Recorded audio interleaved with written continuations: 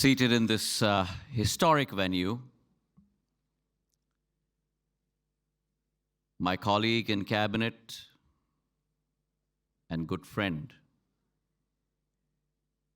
Minister of I&B, Railways, Meti, Ashwini Vaishnavji,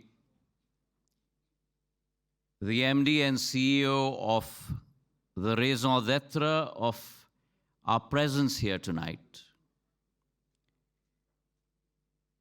Mr. Barun Das, seated in the audience with me, the Chief Marketing and Sales Officer of VfB Stuttgart, Mr. Rowan Kasper, State Secretary for Political Coordination of Baden-Württemberg, Mr. Florian Hassler, our Indian Ambassador, Mr. Ajit Gupte, our Consul General, Shatrughan Sinha ji,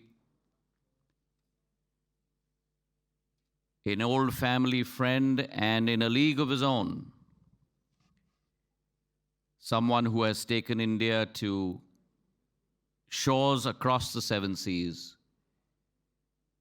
Chairman and Managing Director of Kalyani Forge, Baba Kalyani ji, members from the Indian diaspora, my friends in Germany, ladies and gentlemen, welcome to this wonderful event that has been hosted by Mr. Barun Das and TV9. I was ruminating while coming here that it's probably the first time in the history of not only Indian media, but probably media worldwide, and I stand to be corrected, that an event of this magnitude scale is being held at a historical MHP arena, the Temple of Soccer in Stuttgart. And what does this tell you? This conveys many stories. The first being a sports person myself, and as Mr. Kasper said in his address, sports is not only a physical activity. Sports involves camaraderie. Sports builds a team. Sports builds partnerships. And sports promotes relationships between people. And therefore, it's only apt that when a confident India, a nation rooted in 5,000 years of civilizational history, now arriving on the global stage, takes a foot forward, it's only natural that it will be a striker's foot, but it will be a team effort. And therefore, I must congratulate Varun Das ji. He has, in his own way, with TV9, started an epoch-making trend. I have seen this stadium many a time on television screens. But it's due to him that today the confluence between sports, between people, between cultures, and between civilizations is taking place on this stage in Stuttgart. So let me start by saying Guten Abend, Namaskar. My address today is going to talk about our countries, our histories, our civilizations. My colleague and good friend has talked about India's story. But we are gathered here today under this umbrella as two distinguished countries standing side by side on the global firmament. One, in the heart of Europe, that is an economic powerhouse. And the other, on the southern side of the globe, that today has risen as a beacon of hope, a beacon of reliability, a beacon of trust, and a beacon for the world to look upon in the form of Bharat Mata, my India. One that, as Mr. Hassler talked about, not only your state, sir, but Germany, that has been the cradle of innovation, and the other, the validator of all of those inventions in the form of India. One that is well established as a formidable player, and the other that today has arisen as an emerging player in the new international world order. And therefore, together, Germany and India present that impeccable force of global good. And therefore, I stand before you on this podium, paying tribute to the capabilities, the potential of both Deutschland and Bharat Mata. And isn't it a fascinating truth that two countries that are so far apart, thousands of kilometers, will still share such important complementary strengths? Unique strengths that are brought onto the global stage by both countries. Germany as a paragon of engineering excellence. And we see that all around us in Stuttgart. Whether it is Bosch or Porsche or Mercedes. Engineering excellence and sustainability. And the two in this era of mankind must go hand in hand. India too follows that principle, as my colleague Ashwini ji has pointed out in his address. So on the one hand, a paragon of excellence, a paragon of engineering, a paragon of sustainability, and the other in the form of India,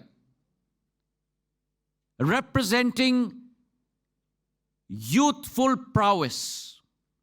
70% of India's population under the age of 35. We're talking about 1 billion people. More than the full population of Europe and the United States of America combined. Our software capability, and the fact that on a technological landscape, we are ascending and changing, metamorphizing every single minute and second of our existence.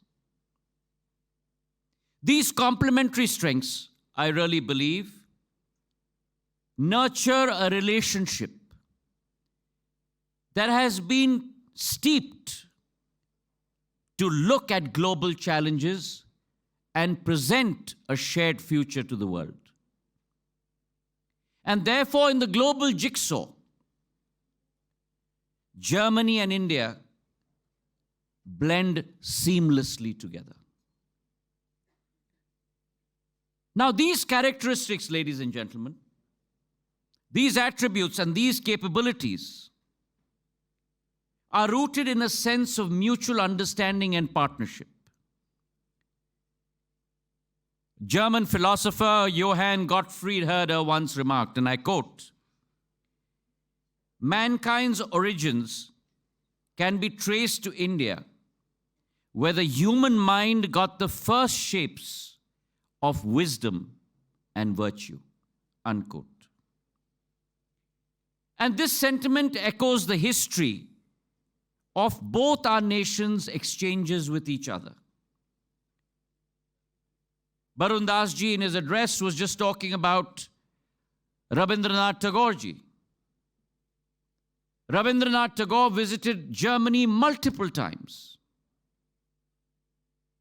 And he invited thinkers, philosophers, thought leaders from Germany to Shantiniketan to create that fountainhead, to create that confluence, to create that bridging of minds and hearts, to create that fountainhead of knowledge and diversity. And therefore, the feelings and the sentiments that resonate not only amongst our political class, not only amongst our business class, but India and Germany's relationship is based on an exchange of ideas, based on an exchange of literature, based on an exchange of philosophy, based on an exchange of invention, which far exceed traditional diplomatic processes. And if you ask me a question, the root of all this, lies in the capability of our people. Our people are the true ambassadors of this relationship. The Indian diaspora, the biggest in the world at over 25 million, stands as a vibrant testament to India's global spirit. Limited to only a few hundreds in the 1920s in Germany, today they are close to over 250,000 in Germany. And besides, we are backed by a vast skilled workforce ready to meet the demands of modern economies across the world. Whether it's in the automation industry, the manufacturing industry, in IT, in nursing, across the board, a multitude of opportunities where Indians are not only visible, but Indians are invaluable. Indians help in forging new paths of collaboration between people, grounded in our strengths. And India's dynamism, with its vast engineering commitment and capability, meets Germans' expertise, both in precision, in design, and in quality. And therefore, the 50,000 students that today are immersed in scholastic pursuits in Germany form a very, very key bridge to this relationship. The faith of Germany in the capacity and capability of our Indian talent stands on 4 pillars: democracy, demography, data, and demand, both powered by technology and our infrastructure. In the last decade, under the leadership of Prime Minister Narendra Modi, India has transformed. India has covered ground that she was not able to cover in the six decades prior to the last decade. Some of the statistics that my friend Ashwini ji portrayed amongst all of you, whether it's the area of airports, the area of highways, digitization, the area of telecom. India has transformed herself over the last decade. And it is this transformation. If you take the area of telecom alone, the fact that we've gone from 250 million internet users to 970 million. In the area of broadband, from 60 million users, 15 times to 924 million. Over 1.16 billion mobile subscribers. And mind you, while we look at that exponential growth, across that inflection point, costs have dramatically fallen.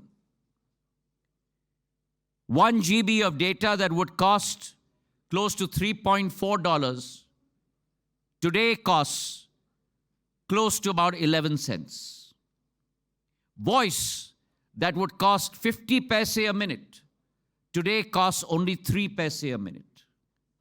That's the capability and the size of transformation that India has gone through.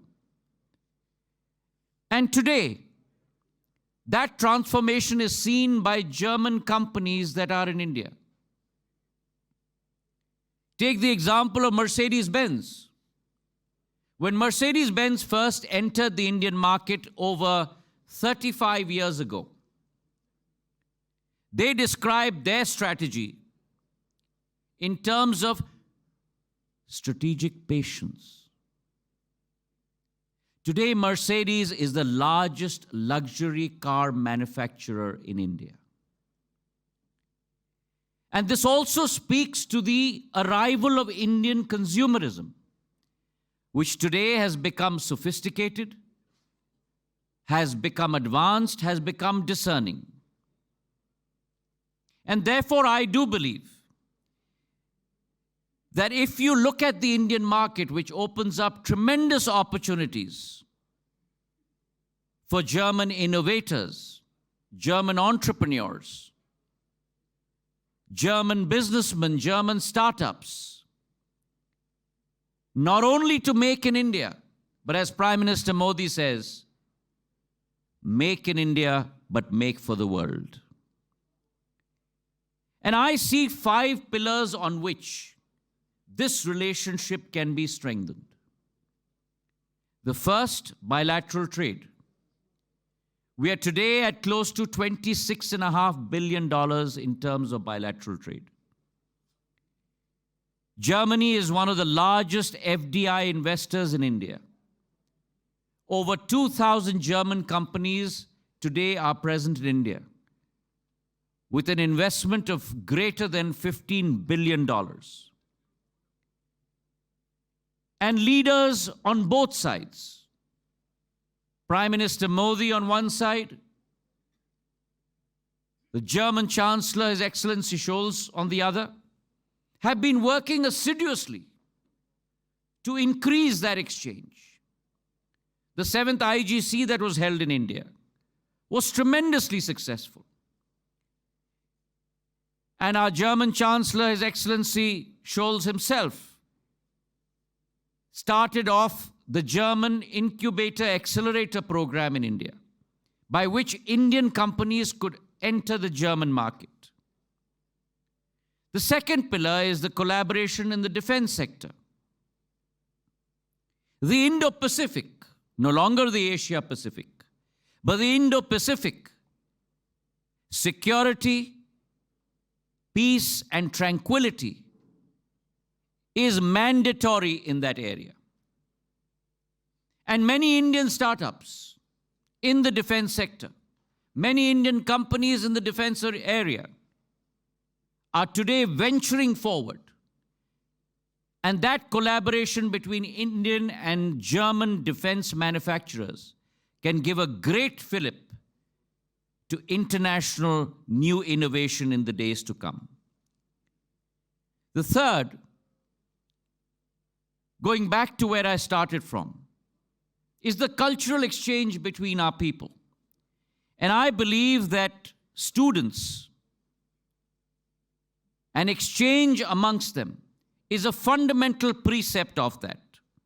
The India-Germany Innovation and Technology Partnership in emerging technologies, whether it's renewable, artificial intelligence, quantum computing, semiconductors, areas where India today is leading across many sectors, will lead to tremendous collaboration in the days to come.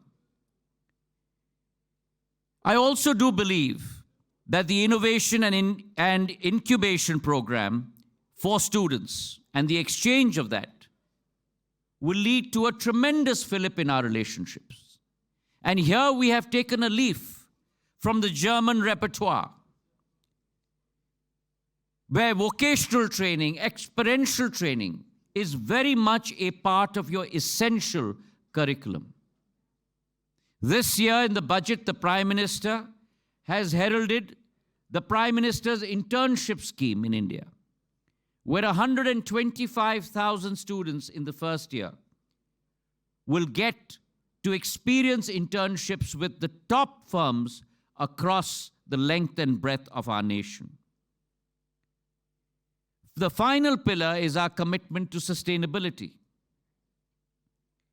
Sustainability is a key word embedded in our systems today. And I'm glad to inform you that India has stepped ahead on that front.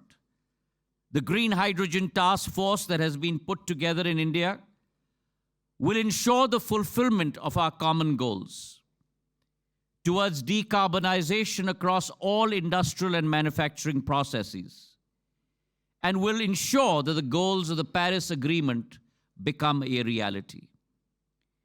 The Indo-German Green and Sustainable Development Partnership will also ensure that that commitment bears fruition. An investment of close to 3.2 billion euros have been invested in that relationship. So as we conclude 25 years of our strategic relationship, it is imperative for me to describe the Indo-German partnership as a living bridge. A living bridge that unites the world's two most dynamic countries.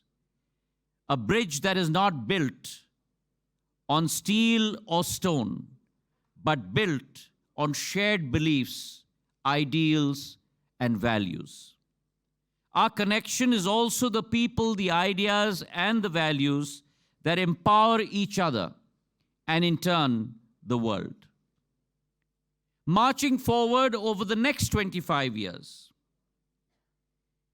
the greater promise of both countries to fulfill milestones in their individual national journeys. India on her path to promote and to gain and to become a Viksit Bharat, and Germany celebrating the centenary of your Federal Republic. Together, our nations can write a new chapter of global progress. As we embark upon that promise and that journey, we hold close to ourselves the spirit of Vasudhaiva Kutumbakam. The world is one family. This vision of unity and shared responsibility is now more relevant than others. Let me thank TV9 and Barun Das ji and the government of Germany for creating this opportunity, which will stand as a testament that when two countries unite, when innovation and progress unites, it sets upon a path, a beacon for the world to follow. Danke schön. Thank you so much.